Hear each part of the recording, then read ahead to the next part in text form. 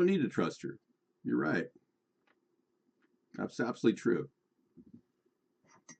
Yeah, but that doesn't bode well for the idea of ever working things out and getting back together. Because as you know, many people say things are over and they're not. My relatives are shocked. My friends are shocked. Everybody's shocked. They never knew the side of Sarah that's coming out now. They never met that Sarah. So thankfully, I'm restoring relations with my relatives who I value, and I don't hold anything against anyone. I don't harbor any gripes or grudges. Yeah, I mean, I had a problem with my relatives on the East Coast when Sarah and I were traveling to visit them. It wasn't really their fault. They were undergoing a lot of things at the time I called, and I was hoping that they could, maybe let us have a couch for a few hours while we were head down toward New York. And I was pretty rude to them on the phone. I didn't call them names or anything, but I was angry and that they didn't have a couch to sit on. But as I found out that that time was it was pretty bad. They just got past a windstorm and their septic systems, they had floods. All their septics were loaded and they had to be, these septics or cesspools, as they're called in New York, have to be cleaned out whenever there's a flood. So that's kind of what was happening. And I didn't realize all of the different things that were happening at the time. So I spoke, pretty rough with my relatives, but I don't really harbor those feelings anymore. It was mostly because I was stressed from traveling with Sarah. Sarah was very difficult to travel with. Yeah, it's like she couldn't do anything. She was just I did the driving. She didn't do any driving for a good reason because I didn't trust her on the highway, and she wasn't insured. But I did the driving on the trips, and then I did the making of the dinners at the motels. She helped with cleanup though, and it just didn't work out. Traveling, and she says that she has this thing where if she's sitting in the passenger seat, she gets motion sickness. It's an actual physical ailment. So she's got her RV now and she's driving. And I really don't want to say anything disparaging about Sarah other than I think she just needs meds. And as far as trust, that's out the door, and the relationship is over. So I'm going to have to just accept it. Yeah, but I did leave it open because she could use this opportunity to stay in a low cost room and still save money. Because I don't care that she's made $300,000 saved $300,000 living in this house. I don't care. I truly love Sarah, and that's what's kind of like a mind blower for me. But I just can't trust her. Not after this. Not after the way she's treating me. Okay, oh my gosh, the House just voted 2200, and I never understood it, but she really thinks in her mind still that she saved me from getting COVID. So she never listened to anything I talked about with the COVID hysteria and the scam that went down. And they've got a lot of people like Sarah believing that viruses are real and they could easily be a pandemic and we all will have to be vaccinated. I could never break her out of that mindset. Her family kind of put her in that mindset. And then she deceived me by not telling me that she could have taken an exemption. And she told me that after she took her Pfizer shots, that she could have taken an exemption if she wanted. No, I'm not looking at any women at all right now, but I have a vision of a woman in my life in the future. I do. And she's going to be really, really pretty. I think you'll be impressed. I mean, Sarah was pretty, but my next woman will be really, really pretty. I remember Catherine Ross was looking at me in 1978 after she made the Stepford Wives, and I kind of looked like her husband in a little way. I mean, if I had a big mustache, I'd kind of look like him.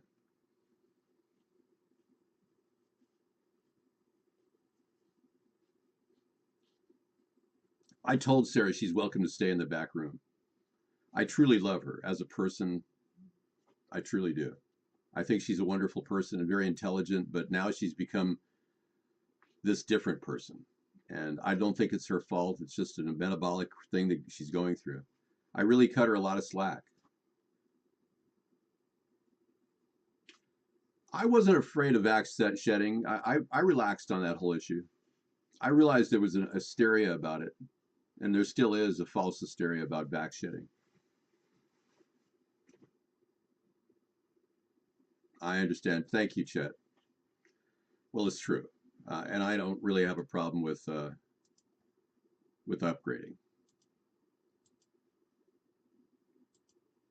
It was weird. The day I broke up with Sarah, I was at the Home Depot and I saw this woman that was really attractive, and I didn't run over and talk to her. But thank you. But I saw her with tons of stuff. I mean, she was putting tons of stuff in her Jeep Cherokee or something. I mean, it was like lots of stuff. And I thought to myself, she's got too much going on in her life. And I really didn't need a type A personality, a career woman with too much going on in her life. But I really don't really want to pick up on another, with another. I don't want a woman who has a kid already. So those are kind of a turn off for me. Yeah, and I don't really know. I'm not I'm not exactly a kind of person who wants kids, but I'd be a good father. I would, but I would never have a kid in my state. I'd have to move to another state. My state will take a kid out of their home without the parents' approval and give them a transgender operation without even telling the parents. So Washington is not the place to raise kids, especially when the state's this insane. The liberals are beyond insane in this state. They're over the top insane. They literally think they control your children's body and they can do whatever they want with it. You have no rights, according to these people. But I mean, I'm amenable. If a woman really wants to have a kid, like I'm very attracted to my dental hygienist, but she's engaged to be married to a Mormon. And as much as I find her incredibly attractive, uh, she's she's engaged. And she said her husband, future husband, wants 12 kids. And I'm going, I, I said, why don't you start with two and see how that goes? I don't know about the LGBT thing. All I can tell you is this woman hasn't had a boyfriend in 30 years after her divorce, and her family won't even talk to her. So it sounds really weird. Yeah, she has a couple kids that talk to her, but this woman is using Sarah as a companion and probably trying to, benefit from everything she can from Sarah. Because this woman was all alone in her house. She had no one living there. And the weirdest thing about this woman is that she has to look out the window. The son that doesn't talk to her, she has to look out the window at her grandkids every day, who she's not allowed to talk to. Now that's got to lay a major trip on somebody, especially a woman who wants to be with her grandkids. So she's living in a little hell of her own, and she thought she'd bring Sarah in and take her away from me. I'm just giving you the hard facts of what's happening. And I think she's highly manipulative, this woman. And I didn't even want her to go on the cruise, but Sarah asked her family, and none of her family wanted to take a free cruise. One sister said she had to plant during that time period. And I said to Sarah, yeah, that sounds like her husband doesn't want her to travel. That's bullshit. He has to plant during that time period. So one sister said she wouldn't go, and the other sister didn't want to go. It's like this woman was the last choice. And consequently, I get the raw end of the deal. I told her she should take a cruise and treat herself. Boy, she treated me like shit. Holy crap. This could be handled very simply by being nice, talking on the phone, opening a dialogue. Yeah, we just didn't get it on, we didn't get along too well, I guess. But the way she's hard slamming me is weird.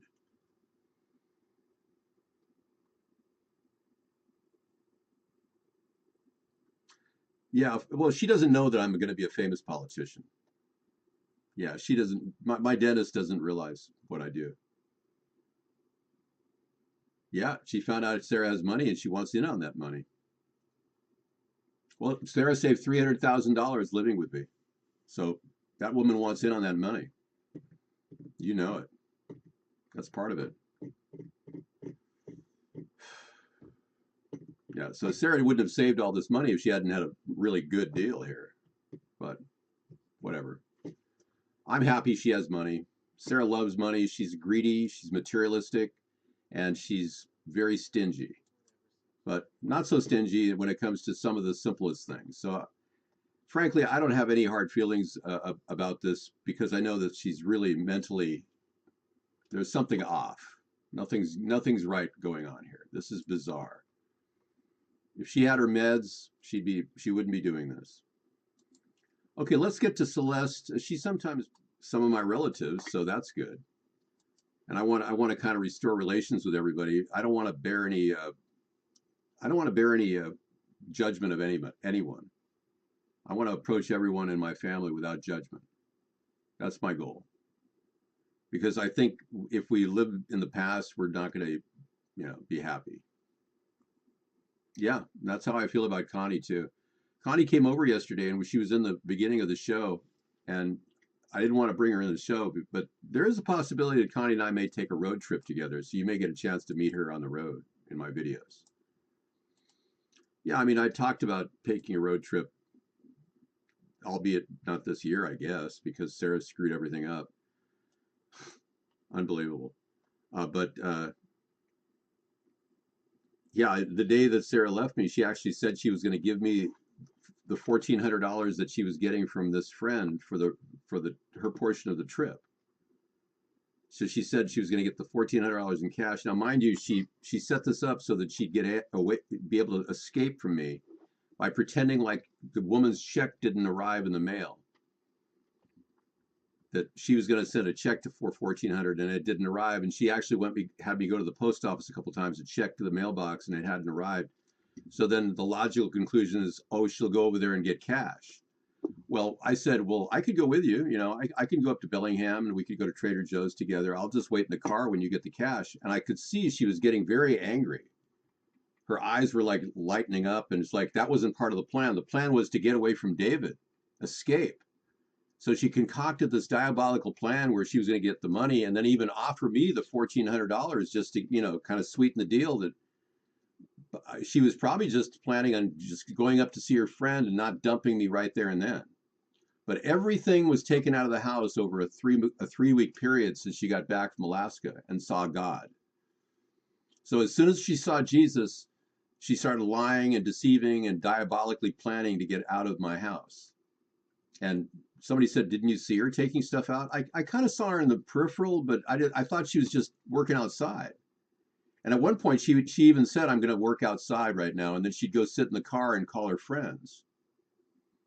So it's all deception. It's like, okay, um, I've never been deceptive like that in my life. I don't plot things out and screw people over. I've never cheated or lied or stolen anything in my life. But yeah, she just had all, and she didn't even have any remorse too. That's the weird thing about her disease is she doesn't have any remorse, and she has no empathy for what's happening. She thinks she's actually helping by cutting me off and hard slamming me right now and ghosting me. I didn't even say anything, I just asked her what she had written one of my relatives. Sarah was in touch with my relatives during this time period that she was plotting to leave me. So I've had a situation evolve on the side where I spoke with her at the DMV when we transferred titles. It is. It is very, very evil. It truly is. That's why I'm wondering, is this a possession or something? Some sort of demonic possession? I don't know. But then again, yeah, you were onto something there.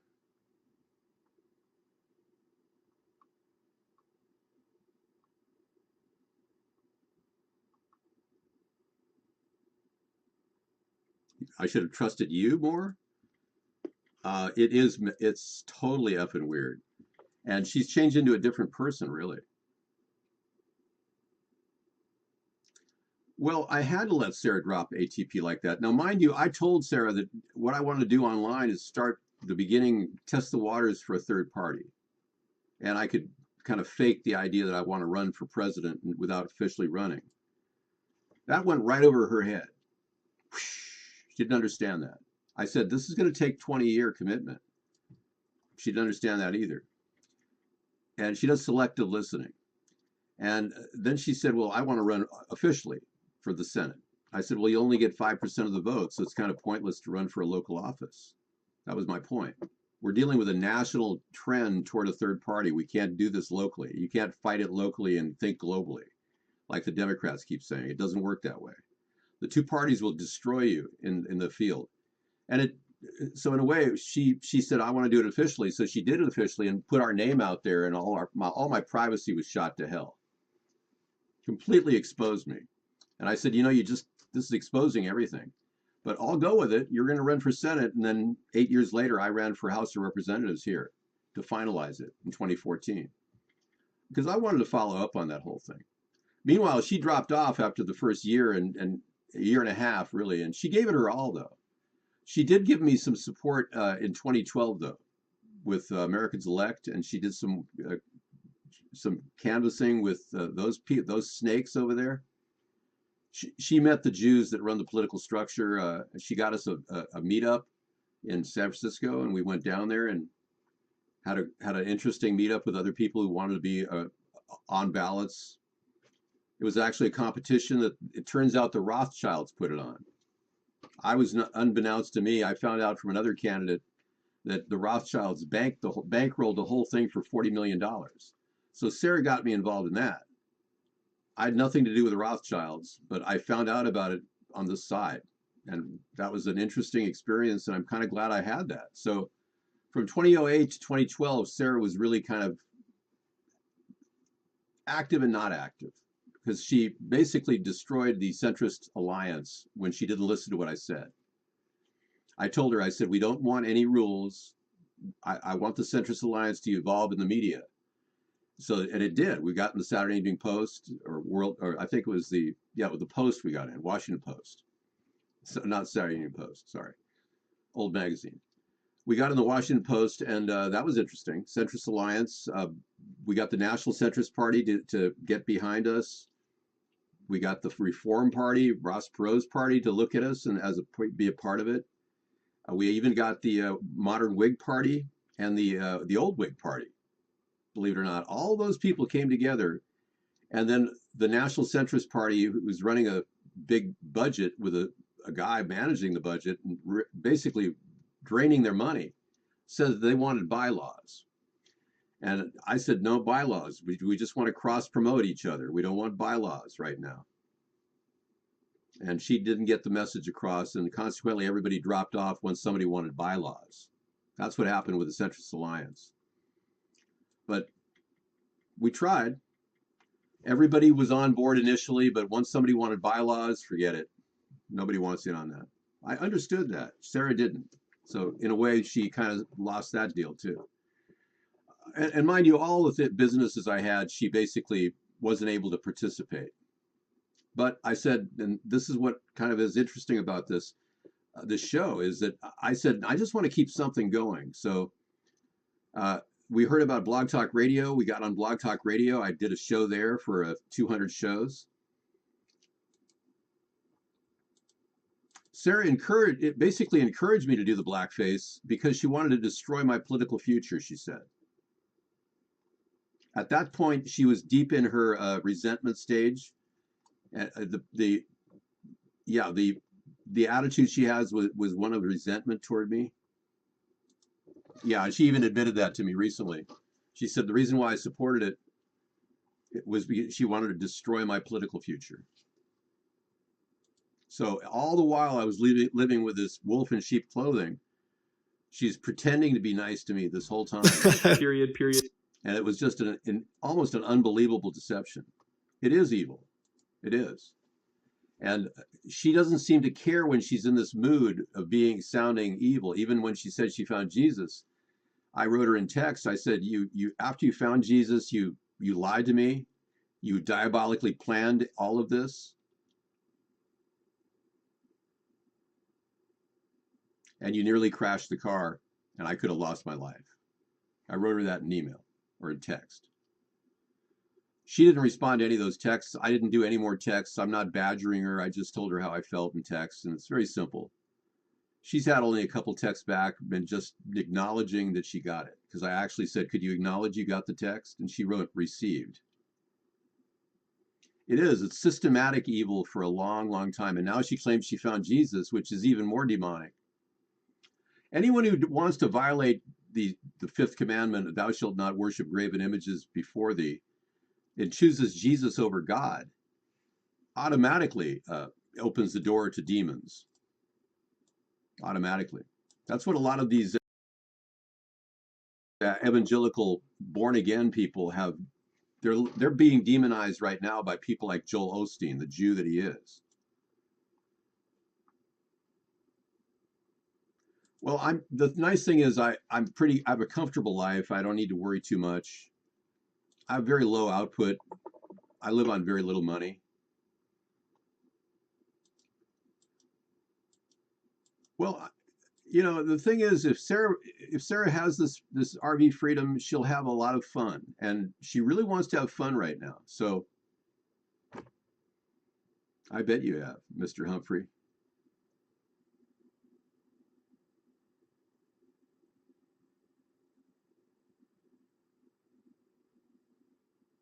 Yeah, who the hell talks to someone they've been with 27 years like that? I know. What I told Sarah about the blackface, and this is all going in my book as well. I said,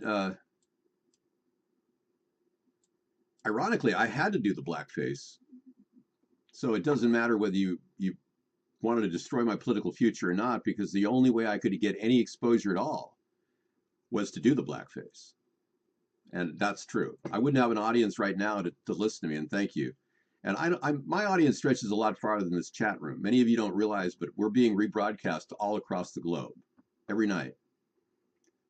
This show is one of the most popular shows in the world, and the elites hate it. That's why they keep attacking it. Now, the problem is the people that watch my show are poor. A lot of them watch it on Rabbit Ears and UHF, but they cannot get into our chat room. This chat room locked out IPs from foreign countries at least 5 or 6 years ago.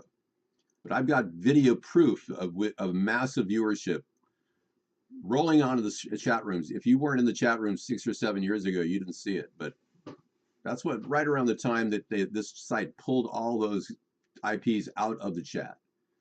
And then they made it required no VPN, then VPN. And this site's been playing a lot of side games, just keeping people out of the chat.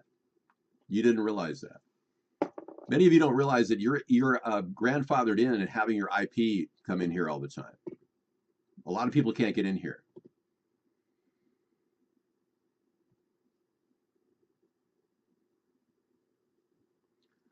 Well, I haven't buried false witness about the buttons. All I can tell you is the button. Somebody made $75,000 on my 2016 buttons that I didn't even make. There's a lot of illegal activity going on the side regarding what I've been doing. And many people have made lots of money. I've never made a penny. So I'm walking the line, I'm walking the walk, and there's nobody with more integrity than I have. I understand, Mr. Humphreys. That's why you're still in the show. I'm giving you the benefit of the doubt. I don't forgive anyone who took $75,000 worth of buttons, but I'm letting you be in the chat room.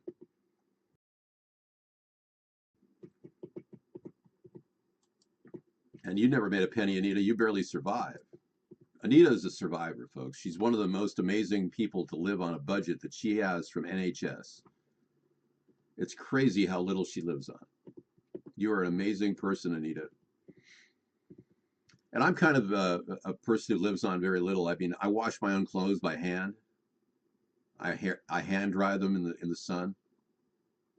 You probably don't know this about me. We can't get a single FBI agent to investigate anyone on Epstein's list, but Lindsey Graham died from a heart attack, and we now have 20 FBI agents tearing his house apart. They waited until his wife sent in the cleaner to remove all the evidence. Yeah, I wouldn't doubt it.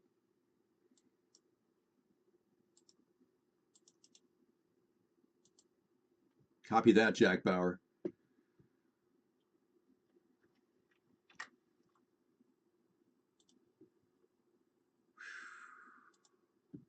Yeah, they let the FBI into doctor evidence so that no one will find any evidence of ladybug anal warts in the house.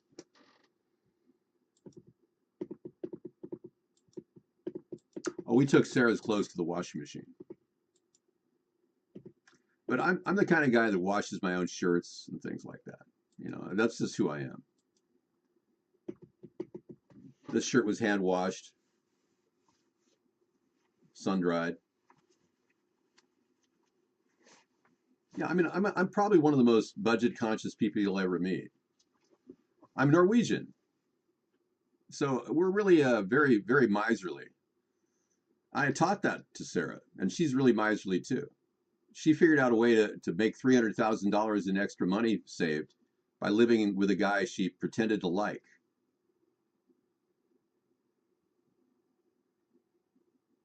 No, that was the impression. Sarah was a gentle liberal hippie. That was what I thought when I met her. I didn't know she was materialistic and greedy. I had no idea.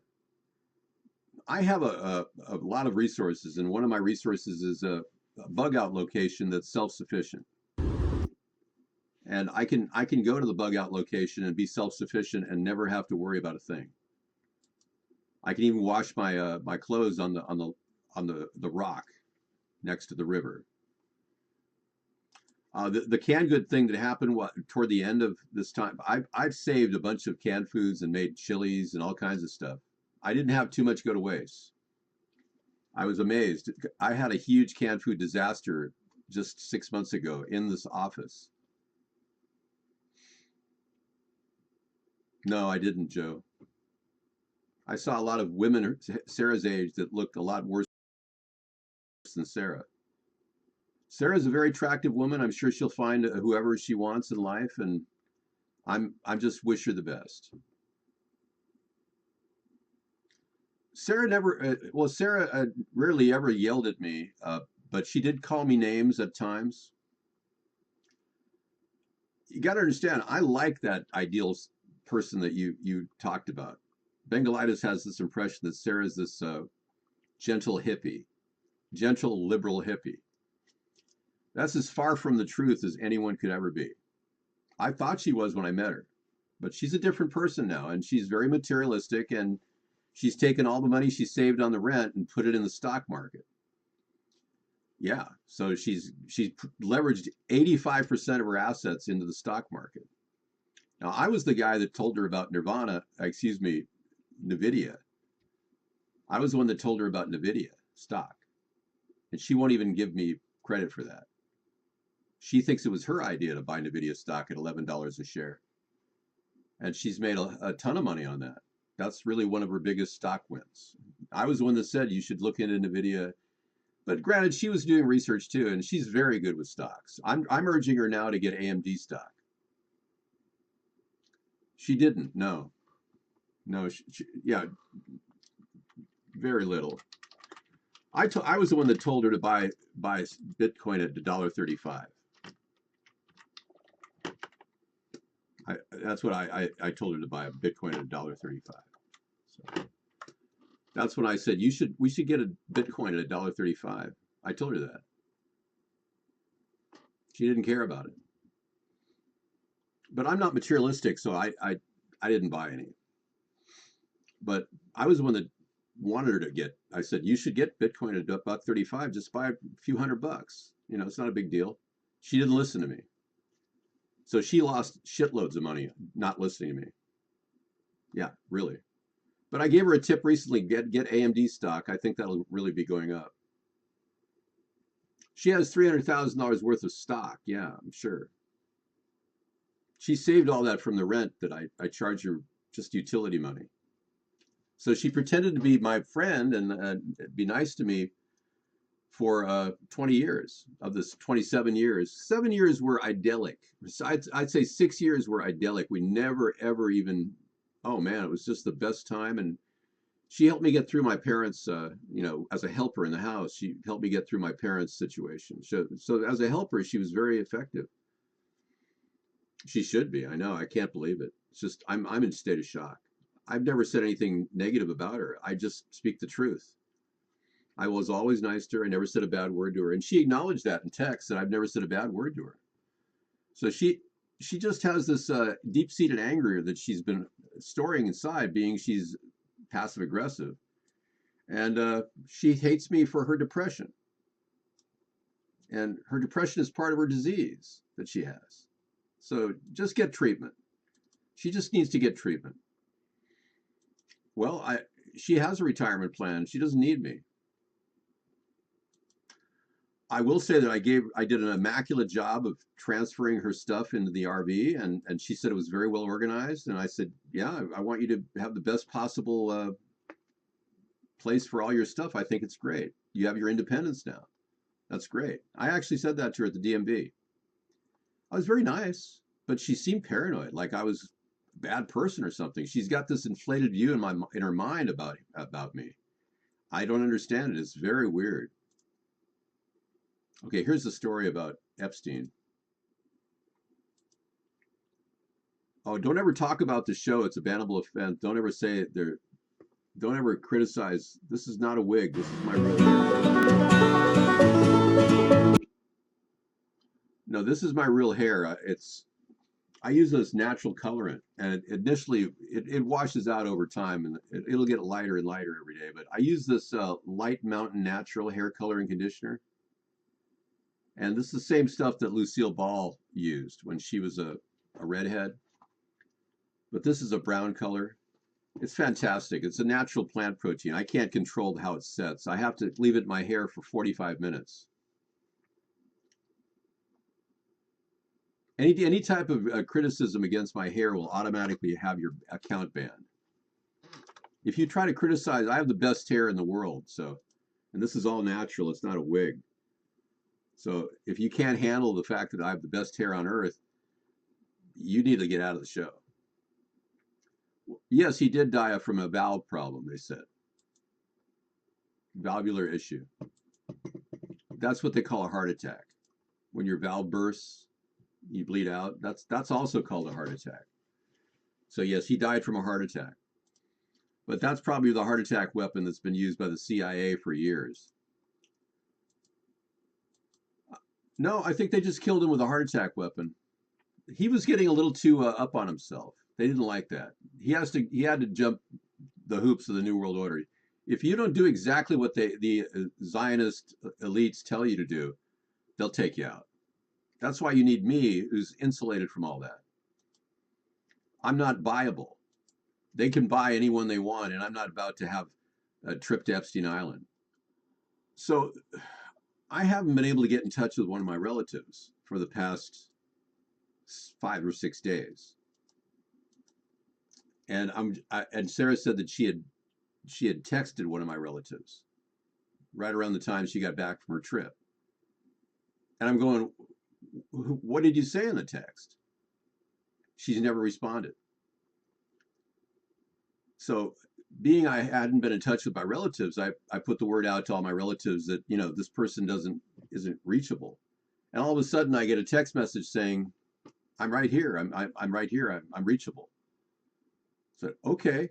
So I tried calling, didn't even get a greeting, not even a greeting on the answering machine. Not like, hi, this is so-and-so, leave your message, nothing. So I've been leaving blank messages to that phone and still no greeting. So I texted them, this person, and they said, oh yeah, I can't contact you today. I have to talk to you tomorrow morning. It's like, wow, but everything's good. Like, okay, so I'll get to the bottom of what that text message was. Why Sarah would contact my relatives right after she got back from Alaska. I'd like to know what that text was, because it just seems odd to me. I don't text her relatives. I've never written her relatives before. It's like, oh my God. Like, so I don't know. There's a lot of weird things happening in the background. One of my relatives won't contact me, so for some reason. So